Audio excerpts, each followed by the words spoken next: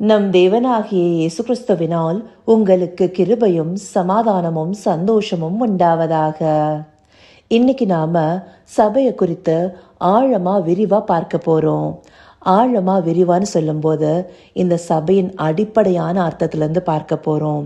இந்த சபைனா என்ன, நாம சபைன்னு பார்க்கக்கூடிய அந்த வார்த்தை முதலாவதாக எங்க குறிப்பிடப்பட்டிருக்கு, இந்த சபையானது எப்ப தோற்றுவிக்கப்பட்டது, இந்த சபையில என்ன நடக்குது, இந்த சபையின் மூலமாக என்ன வெளிப்படுத்தப்படுது, இந்தபடியான காரியங்கள் எல்லாம் பார்க்க போறோம்.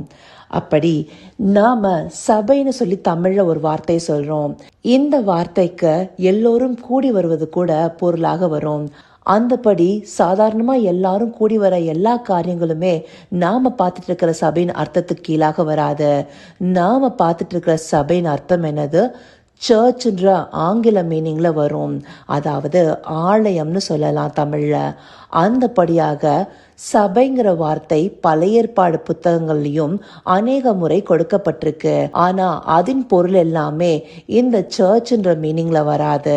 அது பொதுவாக எல்லோரும் கூடி வருவதையே குறித்திருக்குது. அதனால்தான் பழைய ஏற்பாடு புஸ்தகங்கள்ல கொடுக்கப்பட்டிருக்க சபைங்கிற வார்த்தைக்கு ஆங்கிலத்துல பார்த்தோம்னா காங்கிரிகேஷன், அசம்பிளி, கேதரிங் இப்படியான வார்த்தைகள் உபயோகப்பட்டிருக்கிறத பார்க்கலாம். அப்போ இந்த சபைன்றது சர்ச்ன்ற மீனிங்ல எங்க முதலாவதாக கொடுக்கப்பட்டிருக்குன்னா மத்தேயு 16வது அதிகாரம் 18வது வசனத்துல ஆண்டவராகிய இயேசு கிறிஸ்து பேதுருவை பார்த்து என்ன சொல்றாரு, நீ பேதுருவா இருக்கிறாய், இந்த கல்லின் மேல் என் சபையை கட்டுவேன். அங்கதான் சர்ச்ன்ற பதம் முதல் முறையாக வருது. அப்போ இந்த சர்ச், அதாவது ஆலயம்னு சொல்லப்படும் போது நமக்கு முக்கியமான ஒரு விஷயம் இருக்கும். அப்பதான் நாம பார்த்து கொண்டிருக்கிற இந்த சபைய குறிக்கிறதாக அது இருக்கும். அது என்னதுன்னா பரிசுத்த ஆவியானவர் வாசம் செய்வது. அதுவே ஆலயம் எனப்படுவது இல்லையா? 1 கொரிந்தியர் 6வது அதிகாரம் 19வது வசனம் நம்மளுக்கு அதான காண்பிக்குது. உங்கள் சரீரமானது நீங்கள் தேவனாலே பெற்றும் உங்களில் தங்கியும் இருக்கிற பரிசுத்த ஆவியினுடைய ஆலயமாய் இருக்கிறது என்றும். அப்போ பரிசுத்த ஆவி இருக்கும்போதுதான் அது ஒரு ஆலயம்னு சொல்லப்படுது. அதாவது அது ஒரு சர்ச்சுங்கிற மீனிங்ல வரும். அப்போ சபைன்னு சொல்லப்படும் போது பரிசுத்த ஆவியானவரோடு சேர்த்து பார்க்கும் போதுதான் அது சர்ச்ன்ற மீனிங்ல வரும். இந்த சபைங்கிற வார்த்தை சொல்லப்படலனாலும் முதலாவதாக சபை தோற்றுவிக்கப்பட்டது அப்போஸ்தலர் 2வது அதிகாரத்துல தாங்கிறது நம்ம எல்லாருக்குமே தெரியும். அந்தபடியாக அப்போஸ்தலர் 2வது அதிகாரத்தை நம்ம எடுத்துட்டோம்னா பெந்தகோஸ்தே நாள்ல ஒரு மனதாய் எல்லோரும் கூடி வந்திருக்கும் போது பரிசுத்த ஆவியானவர் அங்கே ஊற்றப்படுகிறத நாம பார்க்கிறோம். இதை தானே ஆண்டவராகிய இயேசு கிறிஸ்து உயிர்த்தெழுந்த பிற்பாடு சீஷர்களோடு இருக்கும் போது நீங்கள் சில நாளுக்குள்ளே பரிசுத்த ஆவியினாலே ஞானஸ்நானம் பெறுவீர்கள்னு சொன்னாரு. அப்போஸ்தலர் 1 அதிகாரம் 4வது வசனத்துல இது குறிப்பிடப்பட்டிருக்கு.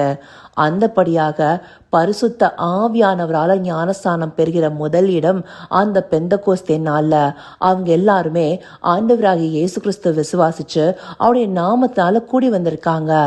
அவங்களுக்கு மத்தியில பரிசுத்த ஆவியானவர் ஊற்றப்பட்டதே அந்த சபை தோற்றுவிக்கப்பட்டதை நமக்கு காண்பிக்குது. அப்படி இந்த சபையானது ஒரு ஆவிக்குள்ளார வருகிறத காண்பிக்குது. 1 கொரிந்தியர் 12வது அதிகாரம் 13வது வசனம் என்ன சொல்லுது நமக்கு, நாம யூதராயினும் கிரேக்கராயினும் அடிமைகளாயினும் சுயாதீனராயினும் இல்ல யாரா வேணாலும் இருக்கலாம், எல்லாரும் ஒரே ஆவியினாலே ஒரே சரீரத்திற்குள்ளாக ஞானஸ்நானம் பண்ணப்பட்டு எல்லாரும் ஒரு ஆவிக்குள்ளாகவே தாகம் தீர்க்கப்பட்டோம். இது சபைய தெளிவாக குறிக்கிற ஒரு விஷயமா இருக்கு. சபைங்கிறது கிறிஸ்துவனுடைய சரீரத்திற்குள்ளாக வருதுங்கிறது நம்மளுக்கு தெரியுது. அந்த சரீரமானது ஒரே ஆவினால ஞானஸ்நானம் பண்ணப்பட்டிருக்கணும். நம்ம எல்லாருமே ஒரே பரிசுத்த ஆவியானவரை உடையவர்களாக வல்லவா இருக்கிறோம். அப்படி இந்த ஒரே பரிசுத்த ஆவியானவருக்குள்ளாக உள்ளடங்குவதே சபையை குறிக்கிறதாக இருக்கும். அந்தபடி நாம இந்த நாட்கள்ல பார்த்து கொண்டிருக்கிறோமே, சபையானது தனிப்பட்ட விதத்துல நம்மையும் குறிக்குது. அதே போல ஆண்டவராகிய இயேசு கிறிஸ்துவ சொந்த ரட்சகராக ஏற்றுக்கொண்டு இந்த பரிசுத்த ஆவினால ஞானஸ்நானம் பெற்றிருக்காங்க இல்லையா, அவங்க எல்லாருமே கூடி வருகிற அமைப்பையும் குறிக்குது. ஆங்கிலத்துல சொல்லணும்னா இண்டிவிஜுவலாகவும் சரி, இன்ஸ்டிடியூஷனலாகவும் சரி. முன்னாடியே சொன்ன மாதிரி அப்போஸ்தலர் 2வது அதிகாரத்துல சபைன்ற வார்த்தை பயன்படுத்தப்படல. ஆனா அங்கதான் ஆண்டவராகிய இயேசு கிறிஸ்துவ விசுவாசிக்கிற ஜனங்கள் ஒன்றாக கூடியிருக்கும்போது, அதாவது அவருடைய சீஷர்கள் எல்லாம் ஒன்றாக இருக்கும்போது பரிசுத்த ஆவியானவர் அவர்களுக்கு சம்பூர்ணமாக தந்தருளப்பட்டார். அந்த அதிகாரத்துல பார்த்தோம்னா சபையில என்ன பண்ணிட்டு இருக்கோங்கிறத ஒரு வசனம் நமக்கு தெளிவா காண்பிக்குது. அது 42வது வசனம். அங்க என்ன சொல்லப்பட்டிருக்குன்னா, அவர்கள் அப்போஸ்தலருடைய உபதேசத்திலும் அந்யோன்யத்திலும் அப்பம் பிட்குதலிலும் ஜெபம் பண்ணுதலிலும் உறுதியாய் தரித்திருந்தார்கள்.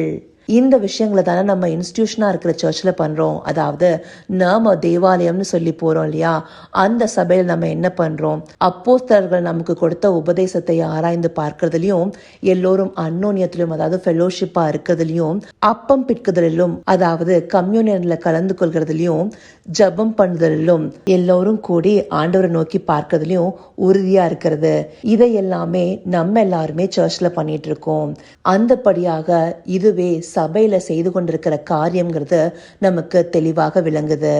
இந்த சபையானது பக்தி விருத்தி அடையும்படியே ஆண்டவர் பரிசுத்த ஆவியின் வரங்களையும் கொடுத்திருக்காரு. அதை நம்ம கடந்த நாட்கள்ல தெளிவா பார்த்தோம். அப்படி இந்த சபையானது பக்தி விருத்தி அடைந்து கிறிஸ்துவனுடைய நிறைவான வளர்ச்சியின் அளவுக்கு தக்கதாக பூர்ண புருஷராகணுங்கிறது தேவனுடைய சித்தமா இருக்கு. அதற்காகவே இந்த சபையில என்ன வெளிப்படுத்தப்படுதுங்கிறது எபேசியர் 3வது அதிகாரம் 10வது வசனம் நமக்கு தெளிவா காண்பிக்குது. உன்னதங்களில் உள்ள துரைத்தனங்களுக்கும் அதிகாரங்களுக்கும் அவருடைய அனந்த ஞானமானது சபையின் மூலமாய் இப்பொழுது தெரிய வரும் பொருட்டாக. இந்த வசனம் நமக்கு சபையில என்ன வெளிப்படுத்தப்படுதுங்கிறது தெளிவா காண்பிக்குது. இங்க அவருடைய அனந்த ஞானம்னு சொல்லப்படுறது தேவனுடைய அனந்த ஞானம். இந்த அனந்த ஞானம்னா என்னன்னு நம்ம பார்த்தோம். வரம்பில்லாத அறிவு, வரையறை இல்லாத ஞானமா இருக்கு. அப்படி சர்வஞானியா இருக்கிற தேவனுடைய ஞானமானது நமக்கு வெளிப்படுத்தப்படுகிற இடம் இந்த சபையா இருக்கு. இதுவே சபையை பற்றின அடிப்படையான காரியங்கள். இந்தபடியான காரியங்கள் எல்லாம் தான் நம்முடைய சபையில நடக்குதா?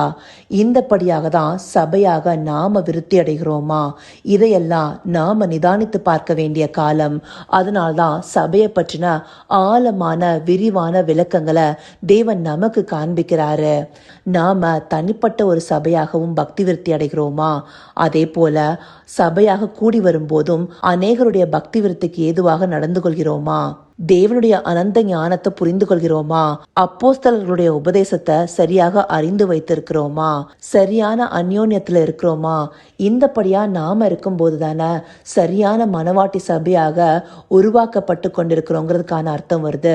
இதை நாம நிதானிச்சு பார்க்கணுங்கிறதுக்காகவே தேவன் இந்தபடியான காரியங்களை நமக்கு வெளிப்படுத்தி இருக்கிறாரு. அதற்காக அவருக்கு நன்றி தெரிவிப்போமா? கர்த்தாவே, தேவாதி தேவனே, உமக்கே இந்த வேளையில் நன்றி செலுத்துகிறோம் ராஜா. அப்பா, சபையை பற்றின ஆழமான விரிவான விளக்கங்களை எங்களுக்கு காண்பிச்ச தயவிற்காய் நன்றி தகப்பனே. இதை அறிந்தவர்களாய் தனிப்பட்ட சபையாக நாங்கள் உமக்குள்ளாக சரியாக வளர்கிறோமா? அதே போல சபையாக ஒரு அமைப்பாக கூடி வரும்போது நாங்கள் இந்த காரியங்களை சரியாக செய்கிறோமாங்கிறத ஆராய்ந்து பார்க்கிறதற்கு தேவரீர் எங்களுக்கு உணர்வுள்ள இருதயத்தை கொடுங்க ராஜா. ஆம் தகப்பனே, உம்முடைய இந்த கடைசி நாட்கள்ல சபையாக நாங்கள் சரியாக கட்டப்படுவதற்கு தேவரீர் எங்களுக்கு காரியங்களை வெளிப்படுத்துறீங்க ராஜா. நாங்க உமக்குள்ள சரியான சபையாக கட்டப்பட, உம்மில் நிலைத்திருக்க, உம்முடைய வளர்ச்சிக்கு தக்கதாக பூர்ண புருஷராகும் படிக்க தேவரீர் எங்களுக்கு தயவு பாட்டுங்க ராஜா. அந்தபடியாய் உம்முடைய மனவாட்டி சபையாய் சரியாக கட்டுப்படுவதற்கு தேவரீர் எங்களை நடத்தி அருளுங்க. சகலவித துதி மகிமை கனம் யாவும் ஒருவருக்கே செலுத்துகிறோம். இயேசு கிறிஸ்துவின் மூலமாய் வேண்டிக் கொள்கிறேன் பிதாவே. ஆமேன், ஆமேன்.